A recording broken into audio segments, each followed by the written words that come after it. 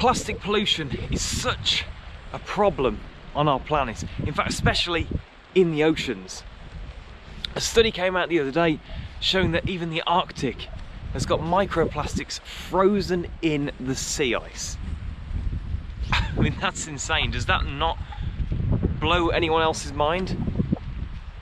Plastic has made it to the Arctic, frozen itself in the sea ice, and is now sat there. That's how much plastic's in the ocean. It's staggering that we've had that much of an impact on our planet.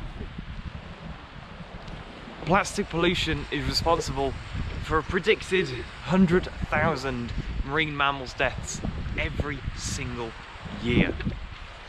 And yet we continue to produce it as if it just goes away when you throw it in the bin. But the reality is it doesn't.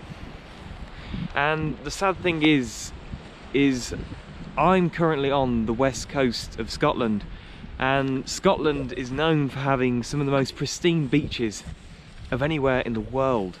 One of the most spectacular coastlines, and it truly is breathtaking to cycle along like I am. But I've come down to a small beach, not a tourist beach at all. It's just in a tiny little cove behind a cliff face. In fact, very few people come down here. I've been down here now filming for about an hour and seen 2 people.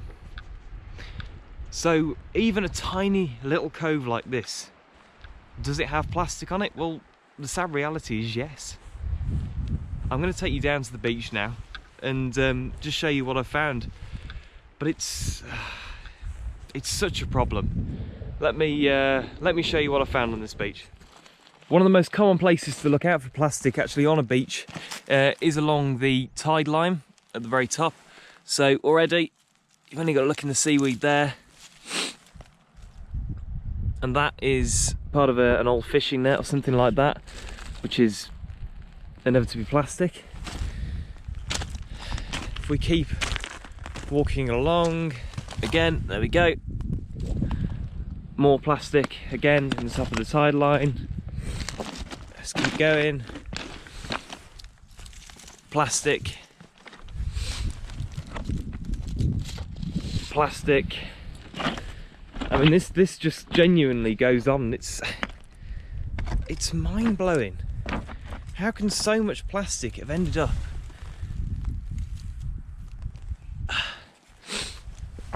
all over the planet? And then if you keep wondering long enough, you end up finding bigger things, such as this. Clearly used to hold some sort of car oil or washing fluid or something like that, just discarded on a beach, along with what I think is, yep, that's a 12 wrapper again, just in amongst all of these rocks here on this absolutely beautiful beach. So what we're going to do is I'm going to take those back with me and dispose of them in the appropriate manner. So the question is, how can you personally reduce the amount of plastic that ends up in our oceans? It seems like such an outlandish goal when you say it, because you only have to walk along a beach for, I mean, not even 5 minutes and you find all this. If I spent an hour, 2 hours, I'm pretty sure I could probably come up with a whole bin bag worth of stuff. So how do you help? Well, we can get to that by looking at what I have here and coming up with a few answers. The first one is, I mean, that's food packaging, which is a single-use item thrown away, and it ends up here in the ocean. In fact, the date the date's on the back of that, and that's 2005 that was made, so that's 14 years ago that was thrown away. That's just shocking, isn't it, really? 14 years it's been out in the ocean. 14 years ago that was made. That's unbelievable. So reducing, when you buy food, looking for food that has and contains less plastic packaging is a huge win. Second one is just general packaging.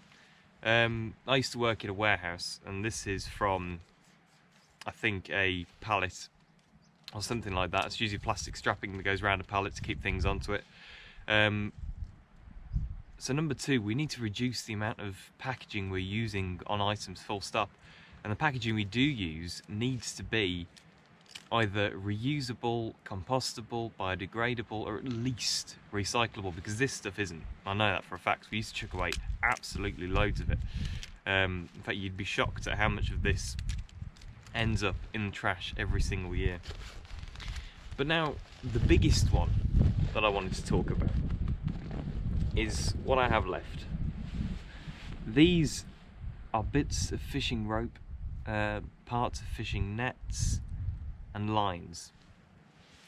Now, this is the biggest factor in the plastic pollution fight, is the amount of this stuff that is discarded every single year in the oceans.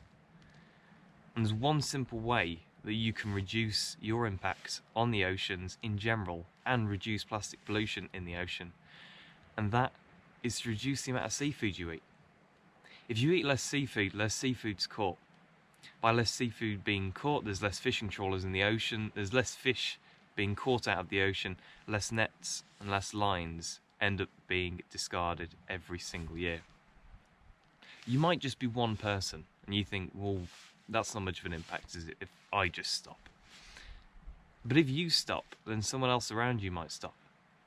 And that's two people then that have stopped. And then again, it goes on and on and on, until enough people have made the change and made a massive impact. Because this can't go on. It really can't. Where I am at the moment, there's minke whales, bottlenose dolphins, incredible creatures living out there. And this is what they have to live in. Every day, of every month, of every year. Our plastic pollution. So reduce it today, make a change, and quit on plastic. Thanks for listening to the video. This is the first ever video from Woke to the Planet. I hope you've enjoyed it. I hope we can share some tips there. So remember, reduce all food waste, packaging and things like that. Any packaging you use to send out items, post things, make sure it's reusable, compostable, at least recyclable. But the biggest one, reduce your seafood consumption, because that's massive. It really is. Thank you for listening. If you've liked, please do subscribe, and I'll see you next time for another environmental video.